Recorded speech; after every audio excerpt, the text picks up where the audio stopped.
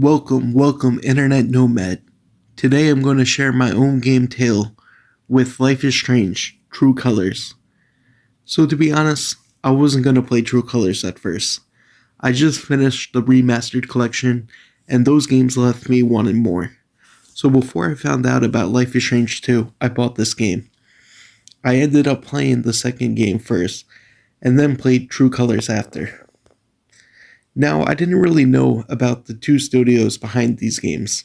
The original two games being Don't Nod, and the prequel in this game being Deck 9.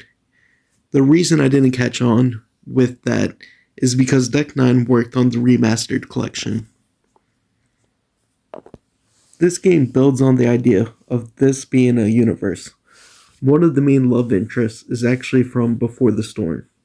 Now, Don't Nod wanted to make the series an anthology series. Deck 9 spin-offs always included recurring characters. That is why I was super disappointed that Don't Nod no longer works for the series. After playing this game, I found out about Tell Me Why, and I believe that was the actual plan for Life is Strange 3. Now, I did not watch a single trailer for this game. The first episode's ending completely shocked me. I was hoping it was a Kate situation, where my choices prior could change it. After playing the game, I realized this was the whole setup for the game. What a powerful first chapter that made me like what my choices were. I wish Gabe lived longer. The small interactions between every character leading up to his death made him very likable. His girlfriend plays a big role in the game.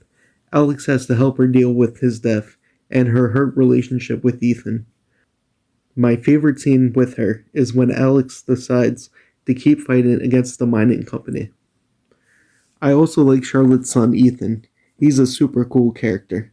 They explore how Gabe's death deeply affected him. He blames him for going into the mines. I also like his hobby of drawing comics. I like how his comics actually lead the group to finding him in the mines. The gimmick for this game is that Alex could read emotions. This gimmick is so cool because it adds depth to each interaction. Some cool puzzles are achieved using these powers. Now, the collectibles in this game are my favorite. The game doesn't do a good job explaining the concept though. Some items in the games could have memories connected to them. So if you hold down the emotion reading button, you could see the memory associated with the object. In my first playthrough, I missed them all up until Chapter 3, when I knew to be on the lookout for them. My favorite part of the game was the LARP level.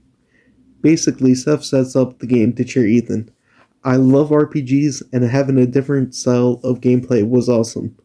I beat it on my first playthrough. I looked all over for all the items dropped throughout the town. Basically, Jed worked in the mines and accidentally caused the death of many people, one of them being Alex's father. That is why he's so nice to Alex. During the game, he allows you to stay in Gabe's apartment rent-free. Him being so generous made me not suspect he was the villain. Jed takes Alex to an abandoned mine and shoots her. The game then shows parts of Alex's past. This music and the sequence is my favorite part of the game. I knew I wasn't going to die, but seeing Gabe and Alex growing up and facing problems like a sick mother and their father walking out. I love parts of the story, but I keep feeling my choices really didn't matter much. The ending has a council meeting where the town is interrupted by Alex's appearance. Based on what characters you interact with, they side with you or Jed. I didn't get many people to side with me. I'm going to replay the game and do more side missions. The final choice wasn't very hard. Basically, I chose Steph over Ryan. Gabe tells you what would happen if you stay in Haven Springs. I decided to stay in this town since I grew to love the community. It didn't make sense to leave with Steph and pursue music. Square Enix have been adding so much to this universe. There's a comic series called Forget Me Not, and the game has 2 novels titled Steph Stories and Heat Waves. I might talk about the books when Heat Waves comes out soon. I am waiting for the comics to finish before buying a graphic novel set. If it's like the first series, it's going to be a while before I digest that media. The DLC for this game is called Wavelengths. You play as Steph and learn so much about her. I thought this is just like Captain Spirit. basically a prequel setup to the main game. I love seeing how Steph started in the record shop and the radio station. There's a ton of references to the original game and the prequel. They even ask you what ending you picked from the first game and change some of it. I love her D&D background. She predicts the caller's future using dice. This comes up after a caller asks for breakup music for his girlfriend. Steph tells him to prepare for a breakup, and that's how her Oracle-like character began. It's fun to play the radio station and have to remember ads to say and take calls. The music of the game is so well incorporated. Steph and Alex share musical tastes. I feel Steph is a better love interest for Alex. I didn't like how Ryan didn't really try to be a love interest as Steph. It is clear Steph is the right choice since all the media surrounding the game chooses to pick Steph over Ryan. When people ask me my type of girl, I now think of someone like Steph, nerdy and likes music. I would love to make music with a special someone. It makes me want to make a fan fiction about Ryan. I think I might work on that after this episode. I think Haven Springs is such a great location. I love how open some parts were. It reminded me of the gameplay of Captain Spirit. I hope the next Life is Strange will be as open as this game. There's so many small things that are not necessary for beating the game.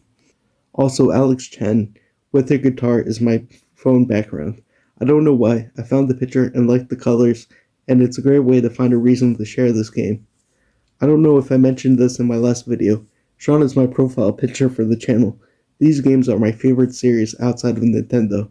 They're the reason I created this channel, because I wanted to talk about them. That's my own game tales. Thanks for watching.